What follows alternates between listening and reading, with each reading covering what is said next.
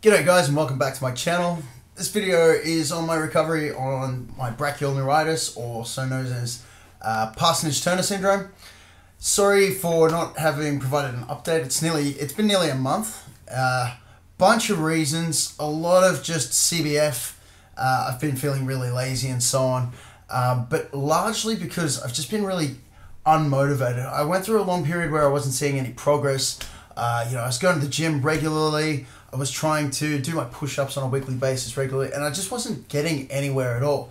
And then the interesting thing is I took some time off because I had some stomach illness. It's actually something that's been a bit of a hang-up from my trips to Mexico and India. Both times I got quite sick in the stomach. And then when I got back, it turns out the bacteria in your stomach, you've got good bacteria, bad bacteria. I never really got my good bacteria back. And this had some pretty serious consequences. So I had to sort of, start taking probiotics, all sorts of weird things, go and see a dietitian so that I could start feeling good again, feeling like I actually had energy. So it's an excuse, and I apologize, but there wasn't a lot to report until really just the other day. So I had an extended amount of time off from any sort of exercise. I mean, I wasn't doing legs. I wasn't doing, the areas of my body that weren't being affected by the brachial neuritis. I wasn't even touching them.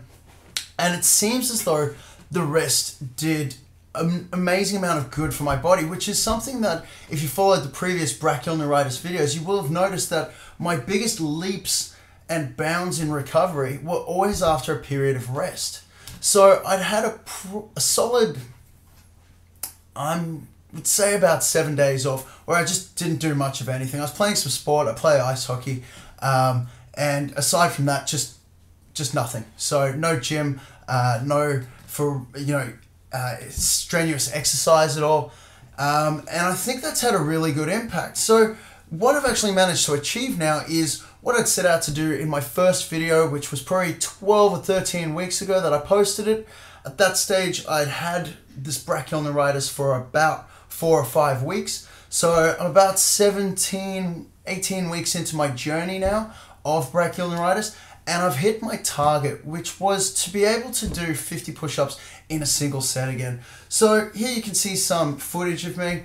I've set out to do my 50, and I was able to do this just a couple of nights ago.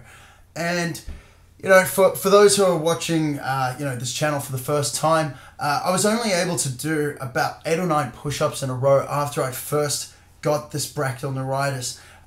So it was something that was really sort of debilitating me. I wasn't able to go about regular exercise. I was able to go about my day-to-day tasks, but I'd experienced, serious weakness in my triceps, my pec, and the back on my right-hand side. Here you're seeing in this video 50 continuous push-ups, okay? And for those who are unimpressed by 50 continuous push-ups, yes, I know it's nothing that impressive. You need to be reasonably fit to do it, but you don't need to be a fitness machine. So being able to do 50 push-ups, I then went into the gym. I wanted to be able to stress my body out and try and prove that there's actually a point where I can see some sort of difference in my right-hand side.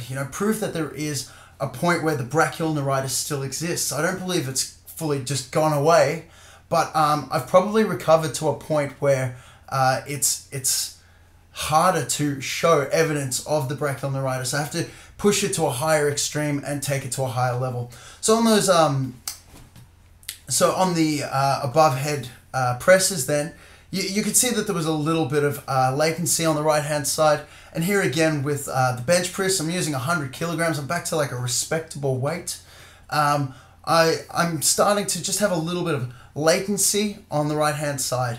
So I had to really push it and sort of get both sides of my body quite tired before I was able to find any evidence or find like a sure sign that my right hand or my right arm was actually behind.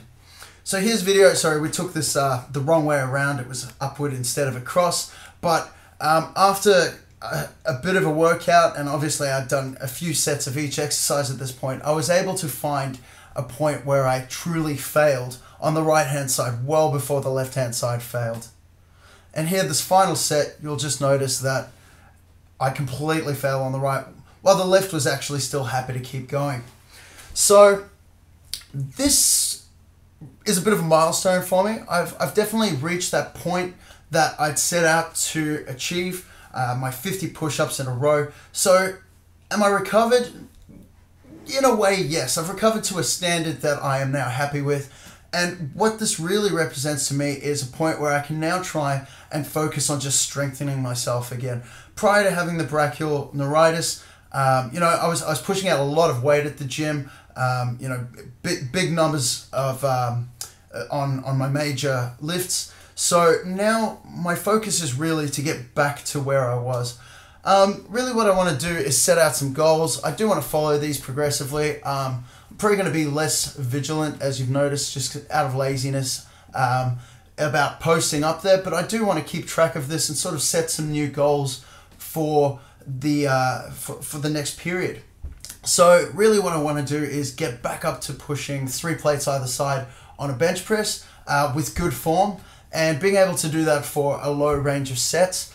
And I would say that would be when I'm fully recovered. Now, I can't imagine that's going to be something that happens really quickly. I think it's going to happen over time, you know, recovering that kind of strength. I was doing 100 kilos in that video just then comfortably, but, you know, that was also sort of at my limit of strength there. You know, my left hand was certainly able to handle more, but, you know, I've got to try and focus on keeping my body symmetrical and proportionate. So I'm going to now pivot, I guess, the theme of these videos. It's going to be less about recovery and more about building strength post-injury or post-recovery. So, you know, I hope this video has been helpful, or the series has been helpful for anybody who has had brachial neuritis or Parsonage Turner syndrome, whatever you call it. And, you know, I hope that you can, you know, take a little bit from it. What I do plan to do is one more, just where I want to summarize everything I've done, pre-analyze it a little bit more, break up week by week how I progressed, and provide a bit of a summary or overview of what my experience has been like recovering or getting back to, you know, a good level of strength after having and experiencing the Parsonage Turner syndrome or brachial neuritis. But, you know, what I do plan to do, I guess, as well going forward is just sort of regular updates on strength progression, what I'm doing. It's probably going to look more like a standard fitness channel, I guess, because I'm just showing how to get back up to strength post-injury or sickness or disease or whatever we're going to call it. So anyway, I hope this was of value. Please do subscribe if you want to see how the road back to full strength goes. If you have any comments, if you have any thoughts, opinions, suggestions, please do leave them below. Otherwise, thanks a lot.